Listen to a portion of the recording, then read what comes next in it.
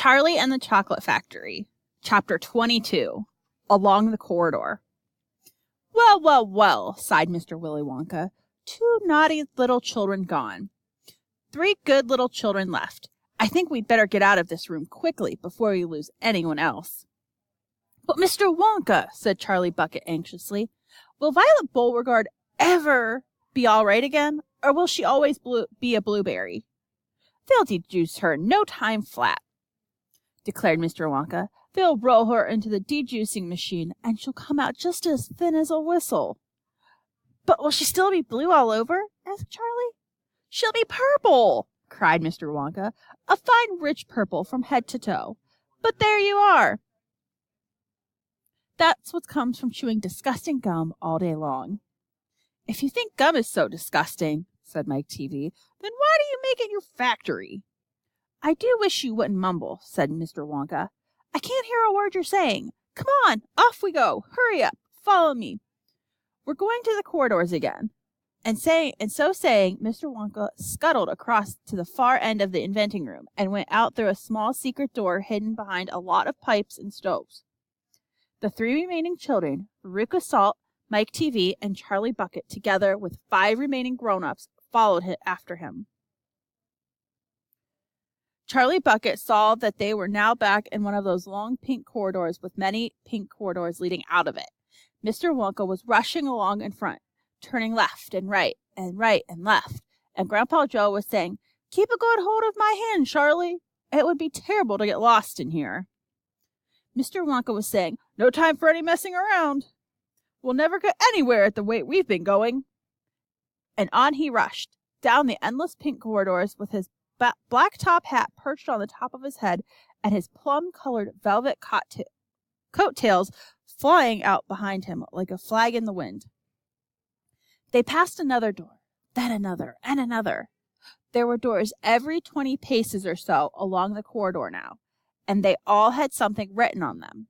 And strange clanking noises were coming from behind several of them, and delicious smells came wafting through the keyholes, and sometimes little jets of colored steam shot out from the cracks underneath.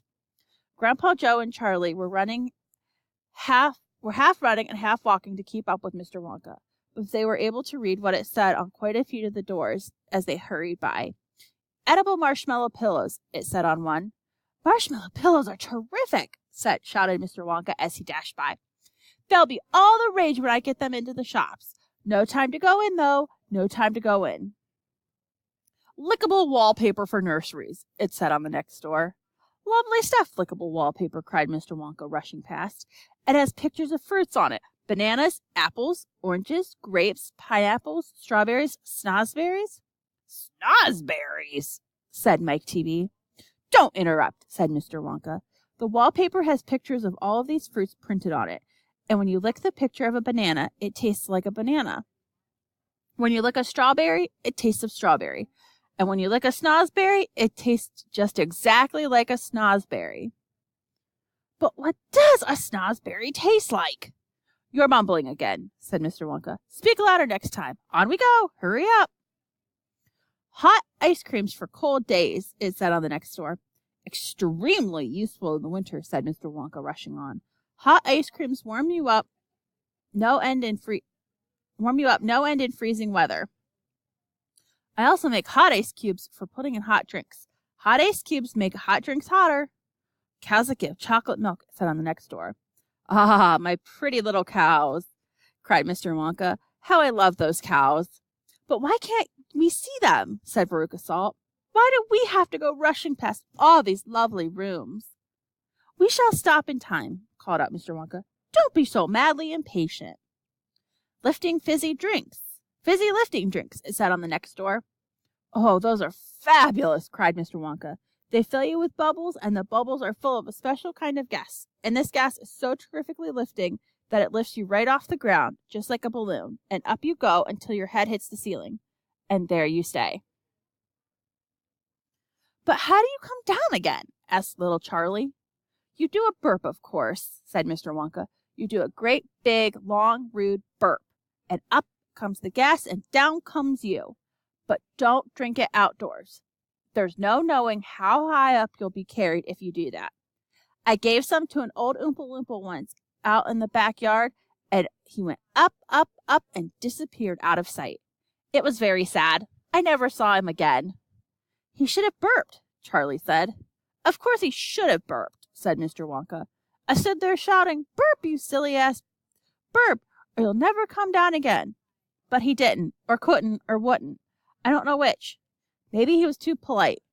He must be on the moon by now."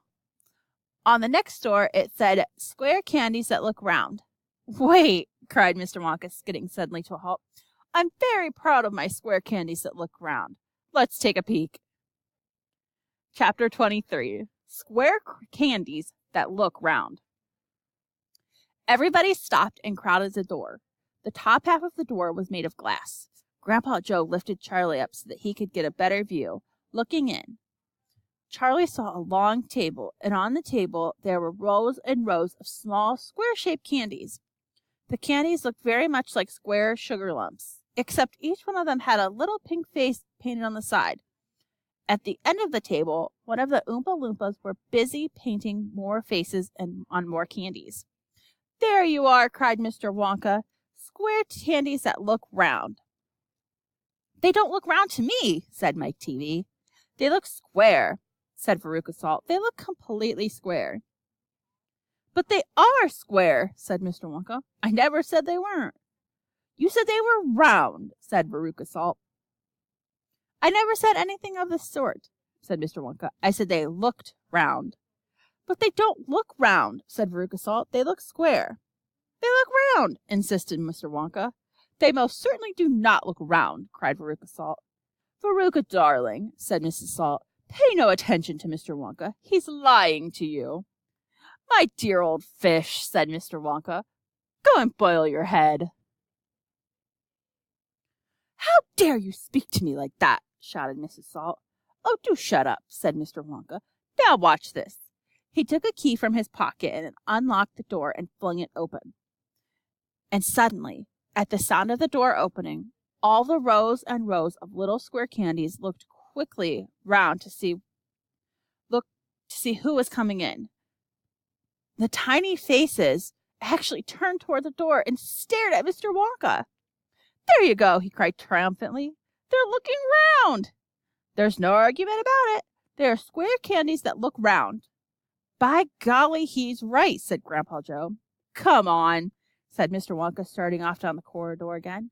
"On we go. We mustn't dawdle." "Butterscotch and butter gin," it said on the next door as they passed. "Now that sounds a bit more interesting," said Mr. Salt, Veruca's father. "Glorious stuff," said Mr. Wonka. "The Oompa Loompas all adore it. It makes them tiddly. Listen! You can hear them in there now, whooping it up." Shrieks of laughter and snatches of singing could be heard coming through the closed door. "They're drunk as lords," said Mr. Wonka. "They're drinking butterscotch and soda. They like that best of all. Butter, gin, and tonic is also very popular. Follow me, please. We really mustn't keep stopping like this." He turned left. He turned right. They came to a long flight of stairs. Mr. Wonka slid down the banisters. The three children did the same. Mrs. Salt and Mrs. TV, the only women now left in the party, were getting very out of breath. Mrs. Salt was a great fat creature with short legs, and she was blowing like a rhinoceros. "This way!" cried Mr. Wonka, turning left at the bottom of the stairs. "Go slower!" panted Mrs. Salt. "Impossible!" sighed Mr. Wonka. "We should never get there in time if I did." "Get where?" asked Veruca Salt. "Never mind you," said Mr. Wonka. "Just you wait and see." Chapter 24. Veruca in the Nut Room. Mr. Wonka rushed on down the corridor. "The Nut Room," it said on the next door they came to. "All right," said Mr. Wonka. "Stop here for a moment and catch your breath, and take a peek through the glass panel of this door. But don't go in. Whatever you do, don't go in the Nut Room. If you do, you'll disturb the squirrels." Everyone looked around the door. "Oh, look, Grandpa, look," said Charlie. "Squirrels!" shouted Veruca Salt. "Jeepers!" said Mike TV. It was an amazing sight. 100 squirrels were seated upon high stools around a large table. On the table there were mounds and mounds of walnuts, and the squirrels were all working away like mad, shelling the walnuts at tremendous speed. These squirrels are specially trained for getting the nuts out of walnuts, Mr. Wonka explained. Why use squirrels? Mike TV asked. Why not use Oompa Loompas? Because, said Mr. Wonka, Oompa Loompas can't get walnuts out of walnut shells in one piece. They always break them in two. Nobody except squirrels can get walnuts whole out of walnut shells every time. It is extremely difficult. But in my factory, I insist upon using only whole walnuts. Therefore, I have to have squirrels do the job. Aren't they wonderful? The way they get those nuts out. And see how they first tap each walnut with their knuckles to be sure it's not a bad one? If it's bad, it makes a hollow sound, and they don't bother to open it. They just throw it down in the garbage chute. Look, there, watch that squirrel nearest us. He's got a bad one now. They watched the little squirrel as he tapped the walnut shell with his knuckles. He cocked his head to one side, listening intently. Then, suddenly, he threw the nut over his shoulder into a large hole on the floor. Hey, Mummy, shouted Veruca Salt. I've decided I want a squirrel. Get me one of those squirrels. Oh, don't be silly, sweetheart, Mrs. Salt said. Those belong to Mr. Wonka. I don't care about that, shouted Veruca. I want one. All I've got at home is 2 dogs, 4 cats, 6 bunny rabbits, 2 parakeets, and 3 canaries, and a green parrot, and a turtle, and a bowl of goldfish, and a cage of white mice, and a silly old hamster. I want a squirrel. All right, my pet, Mrs. Salt said soothingly. Mommy will get you a squirrel just as soon as she possibly can. But I don't want any old squirrel, said Veruca. I want a trained squirrel. At this point, Mr. Salt, Veruca's father, stepped forward. Very well, Wonka, he said impatiently, taking out a wallet full of money. How much do you want for one of these crazy squirrels? Name your price. They're not for sale, Mr. Wonka answered. She can't have one. Who says I can't? Shouted Veruca. I'm going in and grabbing me a squirrel this very minute. Don't, said Mr. Wonka quickly, but he was too late. The girl had already thrown open the door and rushed in. The moment she entered the room, 100 squirrels stopped what they were doing and turned their heads and stared at her with small, black, beady eyes. Veruca Salt also stopped and stared back at them. Her gaze fell upon a pretty little squirrel sitting nearest to her at the end of the table. The squirrel was holding a walnut in its paws. All right, Veruca said. I'll have you. She reached out her hands to grab the squirrel. But as she did so, in that first split second when her hands started to go forward, there was a sudden flash of movement in the room, like a flash of brown lighting, and every single squirrel around the table took a flying leap towards her and landed on her body. 25 of them caught hold of her right arm and pinned it down. 25 more caught hold of her left arm and pinned it down. 25 caught hold of her right leg and anchored it to the ground. 24 caught hold of her left leg. And the one remaining squirrel, obviously the leader of them all, climbed up on her shoulder and started tapping the wretched girl's head with its knuckles. Save her! Screamed Mrs. Salt. Veruca, come back. What are you doing to her? They're testing to see if she's a bad nut, said Mr. Wonka. You watch. Veruca struggling furiously, but the squirrels held her tight and she couldn't move. The squirrel on her shoulder went tapping on the side of her head with his knuckles. Then, all at once, the squirrels pulled Veruca to the ground and started carrying her across the floor. My goodness, she is a bad nut after all, said Mr. Wonka. Her head must have sounded quite hollow. Veruca kicked and screamed, but it was no use. The tiny, strong paws held her tightly, and she couldn't escape. Where are they taking her? Shrieked Mrs. Salt. She's going where all the other bad nuts go, said Mr. Willy Wonka. Down the garbage chute. By golly, she is going down the chute, said Mr. Salt, staring through the glass door at his daughter. Then save her! Cried Mrs. Salt. Too late, said Mr. Wonka. She's gone. And indeed she had. But where? Shrieked Mrs. Salt, flapping her arms. What happens to the bad nuts? Where does the chute go? That particular chute, Mr. Wonka told her, runs directly into the great big main garbage pipe, which carries away all the rubbish from every part of the factory. All the floor sweepings and potato peelings and rotten cabbages and fish heads and stuff like that.